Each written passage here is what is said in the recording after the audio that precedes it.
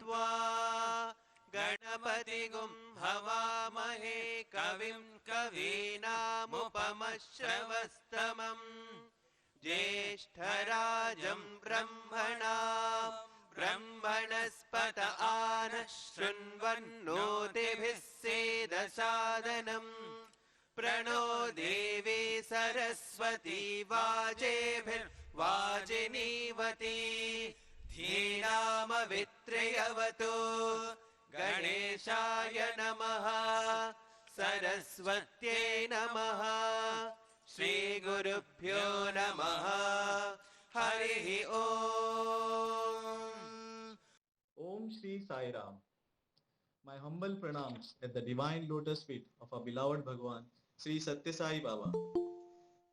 A warm welcome to all the participants present here. We are the second batch participants of Sri Sathya Sai National Leadership Program for Self Transformation. Out of 360 participants throughout India, 10 participants from Goa are 5 brothers and 5 sisters. 5 brothers namely Dharmavaram Reddy, Omkar Pavaskar, Manjunath Kamtar, Vedang Prabhudesai and myself. And 5 sisters are Shreya Pavaskar, Pranita Kankonkar, Sonali Naik, Samiksha Pawar and Saipriti Sakte. By Swami's grace, we got this wonderful opportunity to be a part of this program. So here as a part of this program, we the 5 brothers are presenting a project namely Athirathi in Apattih. Apattih being disaster and Athirathi is like a God's representative or a savior who approaches the needy in disaster on time. So basically this is a disaster awareness training module wherein we will learn how to be an Athirathi providing a selfless service towards the mankind and society. So I would like to request Brother Reddy to take over and start the session. Jai Sai Ram.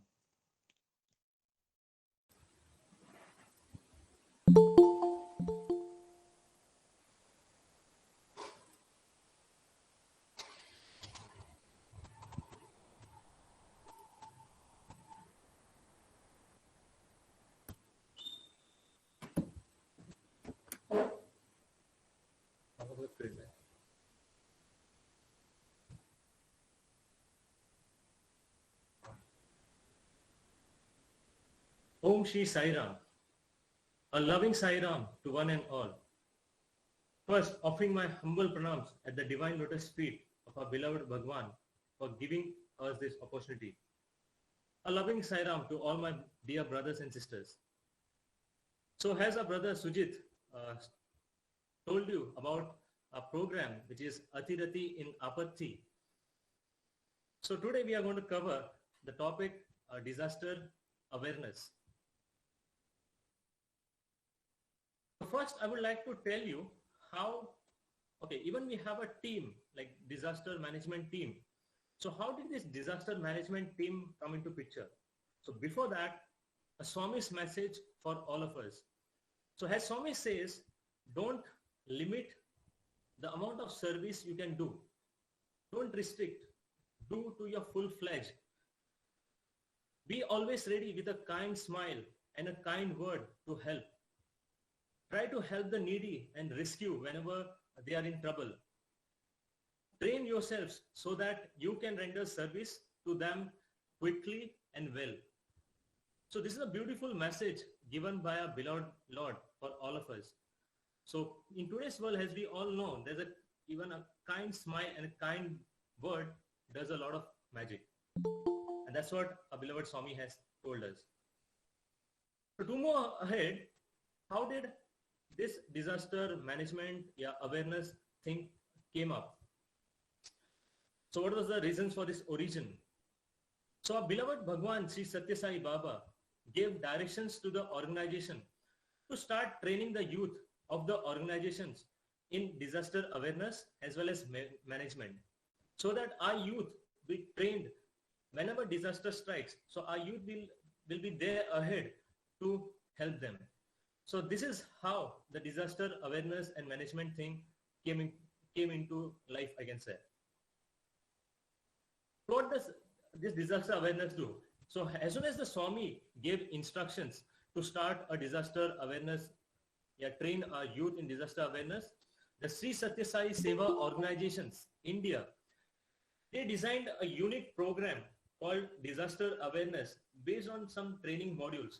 So which they use to impart training to the youth, and so that even the youth will be attracted and they come forward to serve more and more people in the society. Whenever the disaster strikes, so the youth will be ready. So we have a set of trained youths to handle the disasters. So they have a nicely designed training module. So some part of the training even will be undergoing in our sessions ahead. So short thinking is, when the tsunami strike in 2004, which was disastrous, so there was a thought being given saying, why don't we use the resources and try to create awareness among the youth in peacetime so that we can tackle the disaster, or we can reduce the impact, like reduce in terms of loss of life and property. So if we have a trained set of youth, which get trained during peace times, we can accordingly act when a disaster strikes. So which is very much required. What are the reasons for training of this disaster management team? So when a disaster strikes, our Sri Sathya Sai Seva organization have always been on the toes, like they go and do serve the needy. But sometimes there's a slight delay in terms of when have to provide the relief. Okay, why we can say it's like there are areas where we can't reach because of vehicle connectivity, or there will be like areas which we don't know. So once, okay, it comes on the media, like we try to go there. But one thing we have to notice, like when it comes up on media, that means there will be many other people who will be going there and serving. So we have to see, we serve those where the help doesn't reach. So the unaffected people who are there, like they try to collect some powdered meal, blankets, some packaged water, clothes, some food packets, and they go along the roads like where the disaster has struck, and they serve the needy people. But the real distressed people, where we can't reach, the real help doesn't reach that place. So we had to improve this quality of service. So to improve, so this thing came up. So the main objective of the training was to build up committed youth teams in different localities, so that when a disaster strikes in that place, we have local youth team who can provide necessary relief and they can act rapidly. It's not like they have to wait for an external help. When the localities will have some trained youth, they can actually take some steps to reduce the effect caused by that disaster. So this was the main objective of the training, to create local youth bodies which will act rapidly during disasters. So what are the expectations, like after we undergo training, like what are the expectations from us? So first thing they say, we have to reach the affected, like the worst affected places at the earliest. So we have to see that we reach the worst affected places at the earliest. Obviously, there is always an element of risk involved.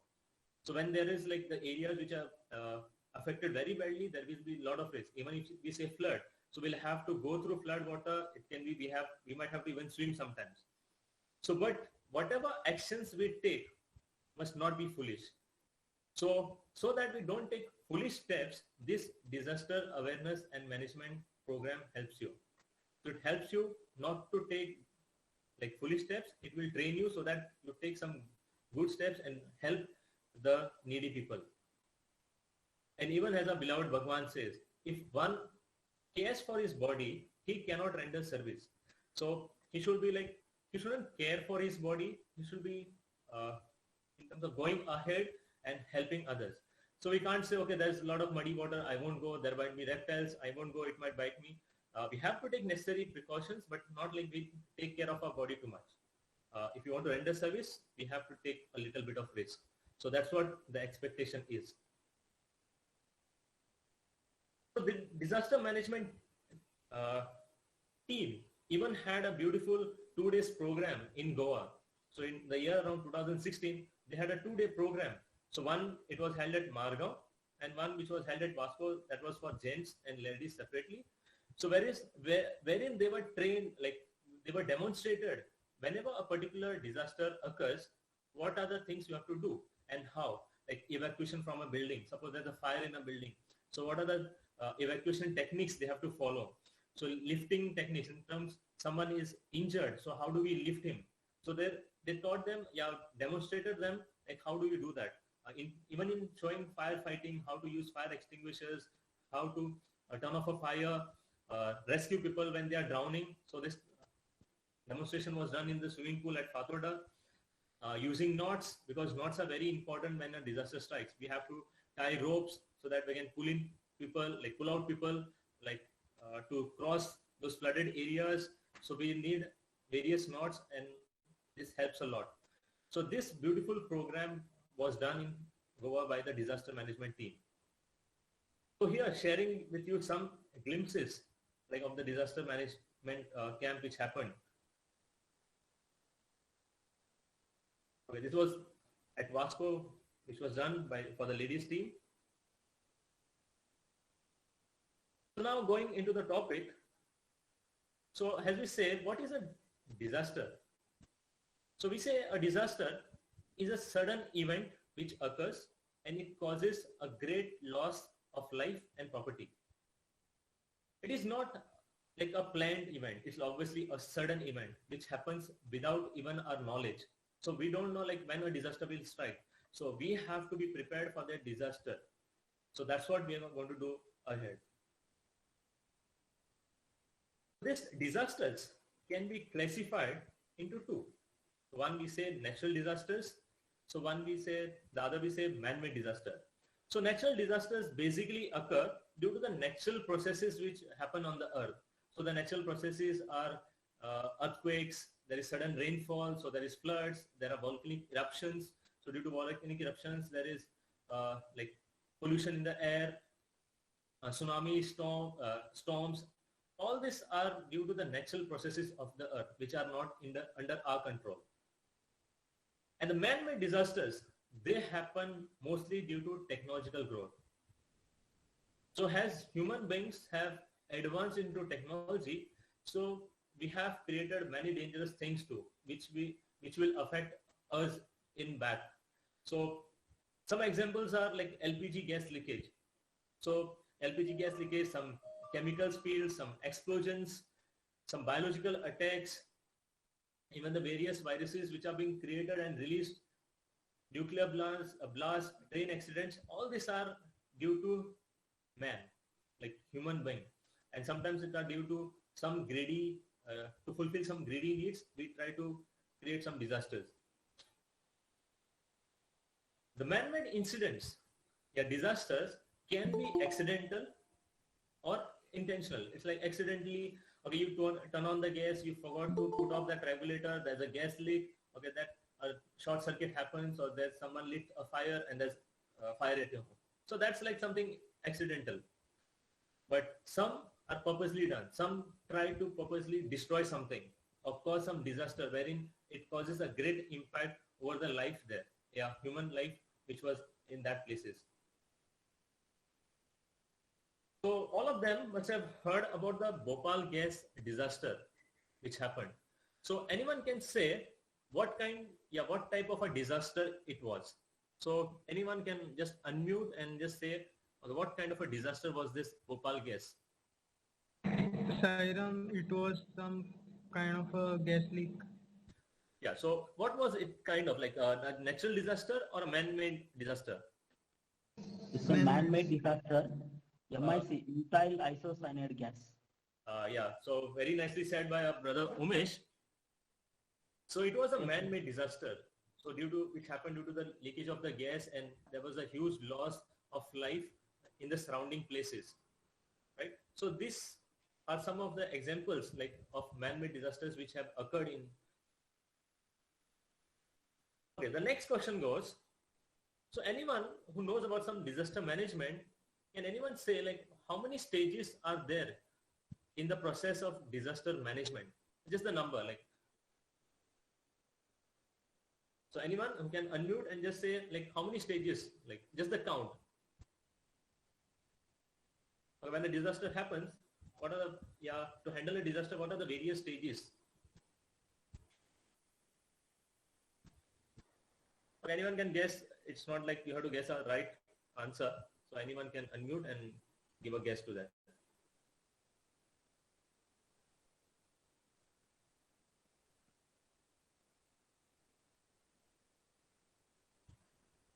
Okay, so since no one is there to give an answer, so I give out the answer. Okay, we have 5. So we have 5 stages in the process of disaster management. So those are namely, first, we need to have a planning.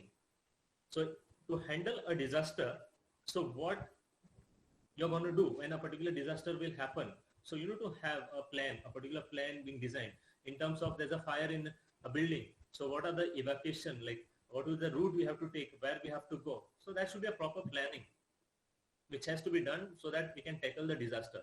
So the next stage we say prevention.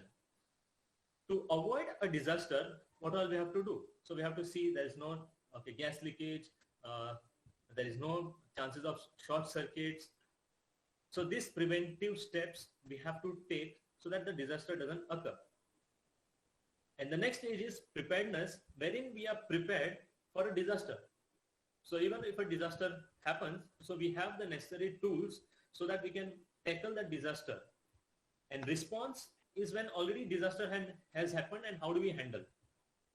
So this is the other stage when a disaster happens and we go and try to rescue people or handle that disaster. And recovery is after the disaster is tried. So what are the necessary steps we take so that we try to put the life back into normal? So how do we recover from that particular disaster? So these are the normal 5 stages which they have declared in terms of disaster management. To share some examples of disasters, so we have floods. So floods is a natural disaster.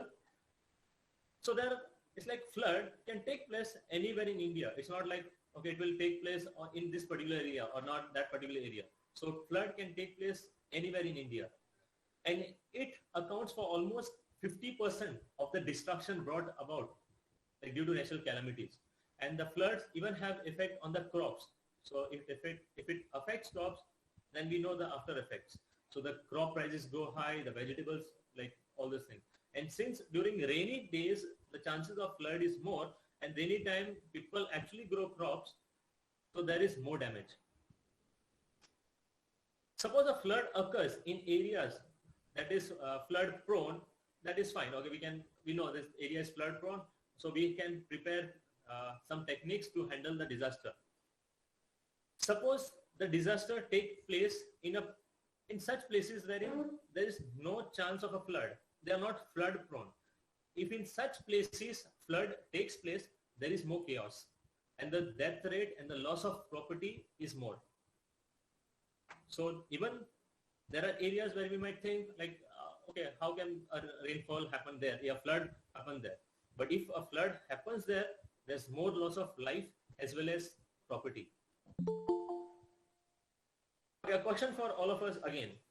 In the year 1996 and 2005, okay, floods took place in a particular place which was not flood prone.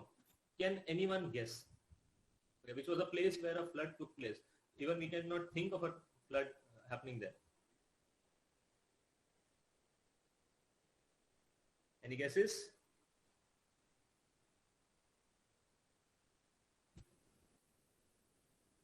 Okay, so no one will imagine that a flood took place in Rajasthan desert. So everyone will be like, okay, a flood in Rajasthan, they'll have a question mark. Really, a flood in Rajasthan? But actually, the flood took place in Rajasthan. And when a flood took place in that place, there was a lot of loss of life and property. So you can see in the image, there was a loss of the water which was accumulated. Okay, so the floods are categorized into different types. So first is the river floods, So the river floods mostly occur due to excess rainfall. So there's excess rainfall in the higher grounds and the water comes down the stream, and the villages which are settled along the river shore, they suffer a flood situation. But here, since the villages are already along the river, they can expect a flood because they know if there is rainfall, there are chances the river level will go up. So villagers can estimate this flood. But when we say the next one, flash floods, it is a sudden flood. It's like in some particular area, suddenly there is a lot of rainfall which happens, a downpour which happens, and that area gets totally flooded. Okay, this affects a lot because here people won't expect a flood to happen, but suddenly there's a heavy downpour and that flood occurs there. Okay, the next is the man-made floods. Okay, man-made floods are due to when there is heavy rainfall. Even when we say there's flash floods, suppose there's a heavy rainfall, there are chances the dam water level goes up, and when the dam water level goes up, for the safety of the dam, they release some of the doors, and when they release some of the doors of the dam, the water just comes gushing out, and it tries to affect the villages which are settled along the shore, river banks. So these are basically the man-made floods. To tell you more about this scale which is being placed, you must have noticed at many places when you go along the road, mostly along I can say where there are rivers, they'll have this scale being placed along the roads. What does this scale say? Depict. So this scale depicts various levels of flooding. So first, if you are at level 1, if the water level reaches at level 1, at mark 1, it means the flood is likely to happen. So the villagers will have to be little alert, they'll get an intimation, if this water level has reached this level 1, there are chances that flood will happen, likely to happen. If the water level reaches level 2, a second stage, it means the flood is imminent, it is going to happen. So they have to take all the necessary precautions, preventive steps, so that they be safe during flood. And if it reaches level 3, that means flood has started. So that area is flooded. And hence this higher levels, 4, 5, 6, it's like it will tell you what is the level of water there. So this scale has to be closely monitored so that we come to know, if a flood is going to occur or no. If we closely monitor this, so we can avoid a lot of danger.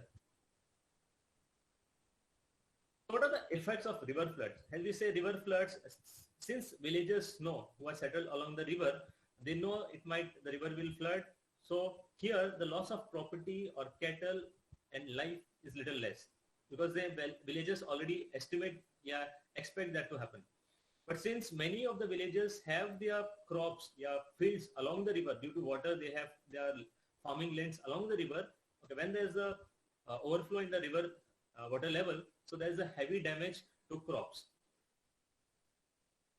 These are some of the images when a flood occurs and the rescue team working to rescue people. When the flash flood occurs, as I said, it is sudden.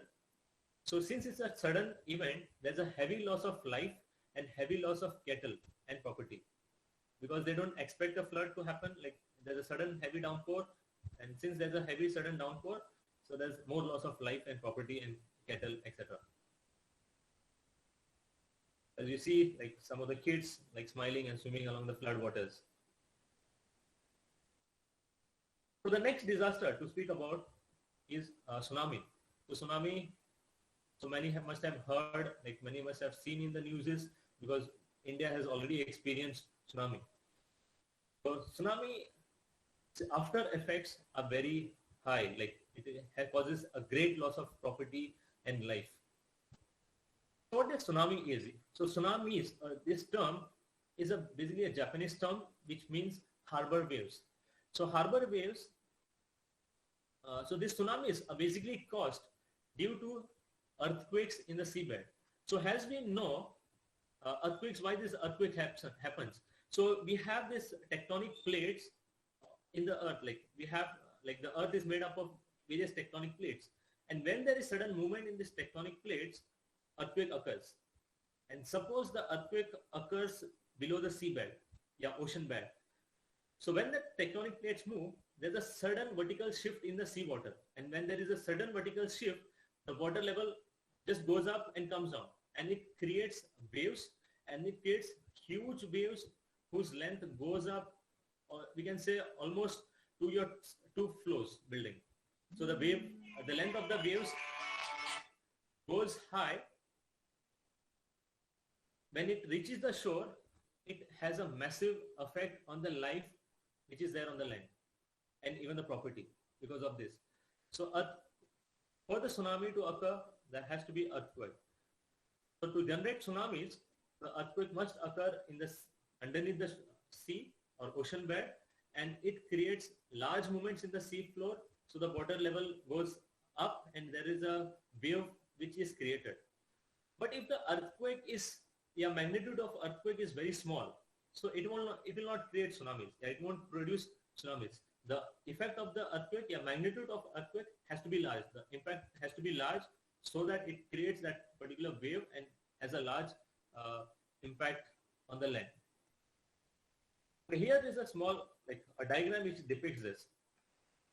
So if you can see, there's a sudden movement in the seabed, like the plates, and the sea water just rises up. It creates that wave pattern. And when it reaches, by the time it reaches the shore, the wavelengths go high, like that increases. As we say, the aftermath of the tsunami attack is nothing but destruction. It causes a massive destruction in terms of human life and property. Some of the salient features of 2004 tsunami are, they say the power generated by the earthquake which happened in 2004 is equivalent to 150,000 bombs, the nuclear bombs which are dropped on Hiroshima during the war. So you can imagine what will be the power, like if it is almost equal to 150,000 nuclear bombs. So it created a massive impact. It destroyed massive lands, it created impact almost in more than 10 countries. That toll went very high. Even India experienced that tsunami. Even we had many casualties. That toll also in India was little high. But the major portions which were destructed, the tsunami affected was Tamil Nadu, the Andaman Nicobar Islands. Even if you have heard about Velankani, the holy shrine. So since there was a congregation there during Christmas, then many people had gathered there, and when this tsunami struck, there was more loss of life.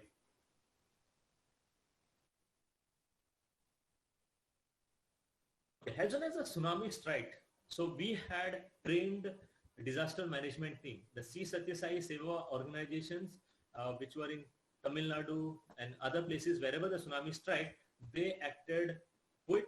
They went there. They worked tirelessly to remove the people who were stuck under the various debris, even remove dead bodies, and they buried those dead bodies, including the carcass of animals, because the carcass of animals may cause further infections. So they buried all those dead bodies. Seeing at this particular seva, like the youth working tirelessly, day in and day out. So the people there call them the walking deities. It's like a god in human form, like walking around. So they felt that, like looking at the team which worked there tirelessly.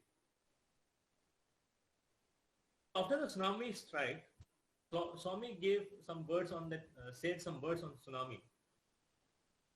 The tsunami which happened is basically not because God wanted to take some revenge. It is due to man's evil deeds.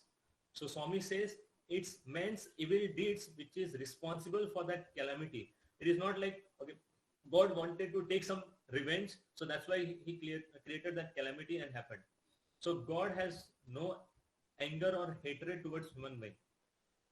God's nature is just love. It is the evil deeds of human being which causes such disasters. So that's why Swami says, and we have to follow that, always do good deeds. Don't do bad deeds, yeah, evil deeds. Always do good actions, good deeds, and he will protect us. Okay, so the next is, okay, landslides. Okay, these landslides are mostly underestimated. So since in Goa also we have a lot of mountains, and we have seen, okay, on those mountains we build houses, and there is a lot of population being settling there, and we don't estimate our landslide there. But if a landslide occurs, okay, landslide can occur, it can be due to heavy downpour and other factors. But if a landslide occur, then there's a lot of loss of life and property. It actually breaks down connections, like wherein the places are, there are mountains between places. If the landslide occurs, it destroys the road connectivity, communication is off. It has a various, huge impact on that life there. So here is an image which shows like a landslide which occurred along the mountain, and it just cut down the road connectivity, which the places had. Could be like if the landslide occurs and the road connectivity break down, the villages which are on the other side,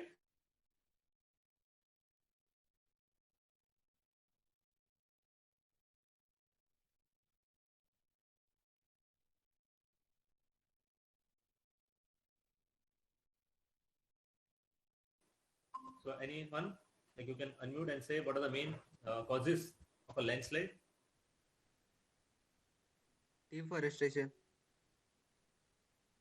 Okay, deforestation. So as our brother Athar has rightly said it, so it is due to severe deforestation. Heavy rainfall. Okay, heavy rainfall, yes, beautiful. Okay, due to heavy rainfall also.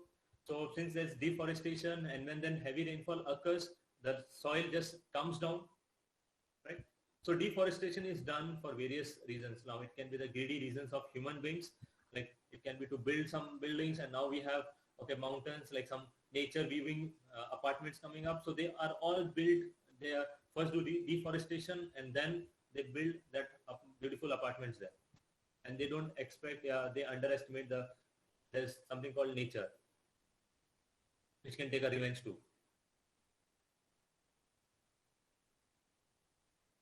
Okay, the next question is, can anyone say how can we prevent a landslide? Afforestation. Okay, so again, our brother Athar. So as our brother Athar said, so afforestation, it will help a lot in terms of landslides and various other things. As we hear, okay, there is pollution everywhere. So afforestation has a massive impact. Even we have heard about recently global warming, which is happening. So to get down this global warming, so afforestation helps a lot. And due to global warming, the after effects are, we have heard that the snow lanes, the Arctic, the Antarctic, the snow glaciers are melting, due to which the sea level is rising. So even they say like every year 0.3 centimeter sea level is rising. And if it keeps on going, okay, there will be a point in time, like some point ahead, wherein we can say even Goa might get submerged, because we are almost to the sea level. And there are places like Mumbai and various other places which will go down. And even a beautiful capital, Panjim. If you have seen, it's all surrounded by water, the beautiful sceneries now. But if you don't act now, you take care of the environment, okay, that beauty won't last. Okay, here are some pictures of some landslides which breaks down the electrical connectivity, the phone connectivity, even road connectivity. But one thing we have to remember, we should not command the nature. So we have to obey that nature, right? And one more thing to add, in terms of afforestation, doesn't mean just we plant a tree and okay, it's done. Okay, now we have seen a trend of planting those seed bombs. So that's become a trend wherein we just go throw a seed bomb some places, random places, and done. No. We have to see that we plant a tree, we adopt that tree, and we see that it grows. At the necessary stage, like at the early stage, whatever protection it needs, we provide so that it grows. And once it grows to a sizable amount, like sizable size, we need not take care of it. It can take care of itself by its own. But at the beginning, we have to manure them, water them. So it's like we have to adopt a tree.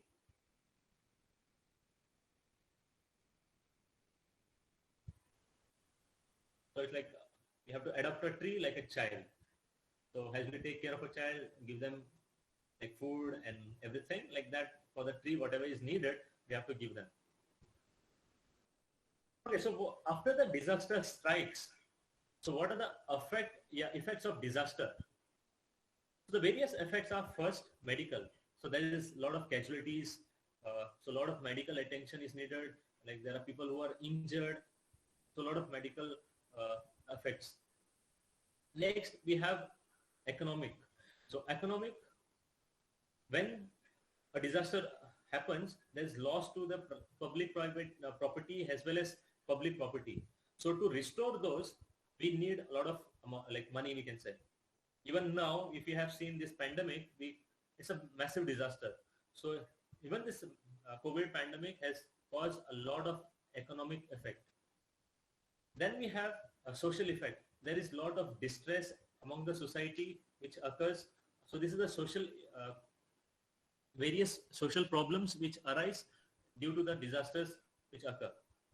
And then environmental, okay, when a disaster strikes, it can be man-made or natural, it affects the air, it affects soil in terms of trees. If there is flooding, there we have like some tornadoes, we have seen trees getting uprooted, some drought situation. Okay, drought is also a disaster.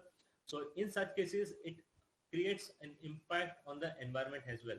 So whatever the disaster happen, it can be man-made or natural, it has an impact on the environment. And even it has effects on political. Okay, why? Because there is no proper administration.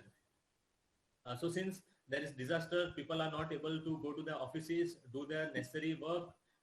So there is all chaos. Even there is effects in terms of political. There is political unrest in the society.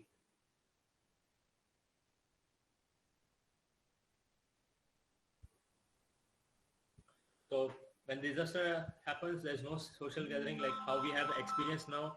So there is no social gathering which happens. So people feel more distressed, right? So in such cases, people just need a kind word and a message saying, okay, we are there.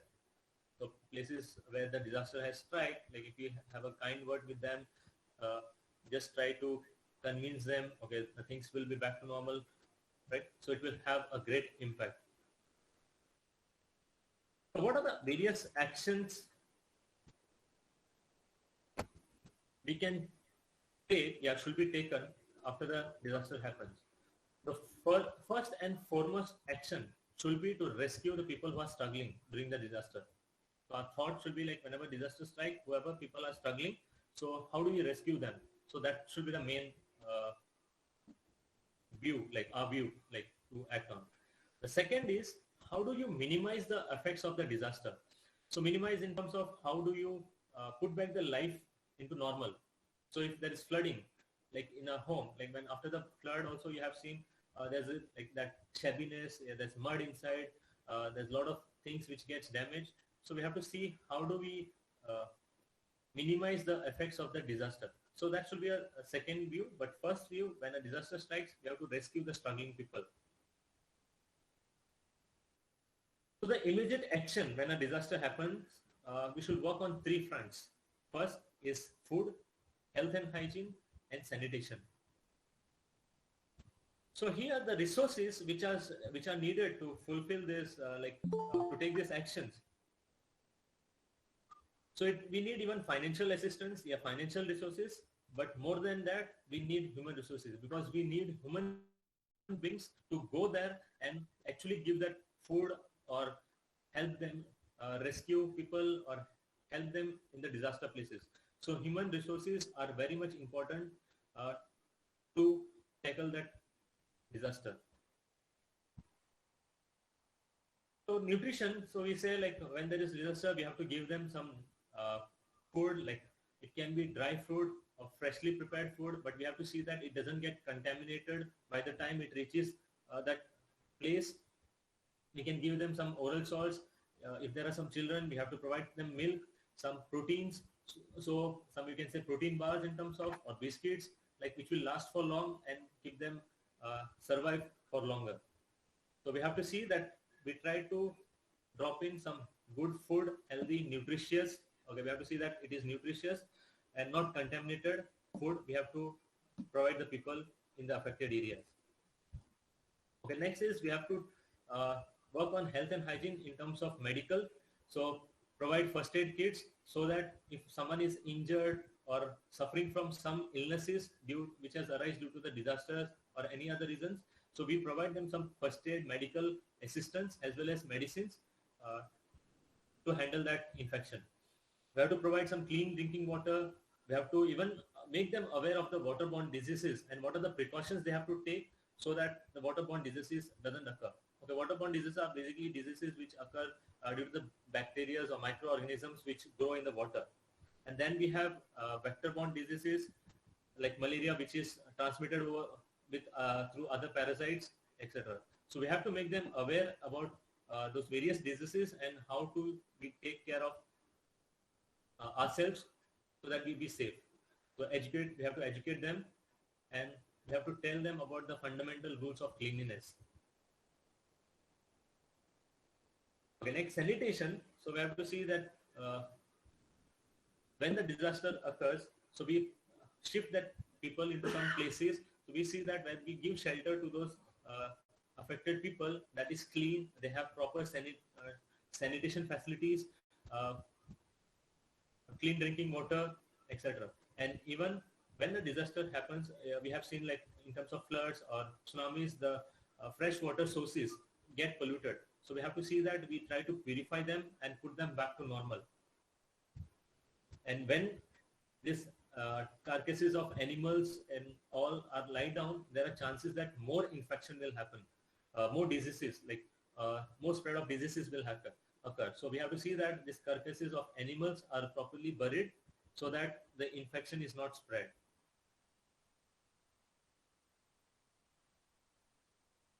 So as we move ahead with this disaster awareness program, so we obviously have Swami with us. He is always guiding us and guarding us as he does. So we expect all of us to get trained so that we, the youth, be prepared to handle any disaster which occurs so we can actually help the needy. So offering this wonderful presentation at the Divine Lotus feet of our beloved Bhagwan. So now I request our brother Omkar to give a brief idea, overview about the modules which we are going to cover ahead. Over to you, brother Omkar. Sairam, brothers and sisters. We were listening to Brother Dharmavaram Reddy on disaster awareness and its importance. This is our first session, and in the coming sessions, we'll be covering topics like residential hazards, road safety, medical emergencies, knots and its importance, rescue techniques. We'll also be covering cyber crimes, and we'll have talks by eminent personalities and established people on the same. Now we'll conclude with Shanti Mantra.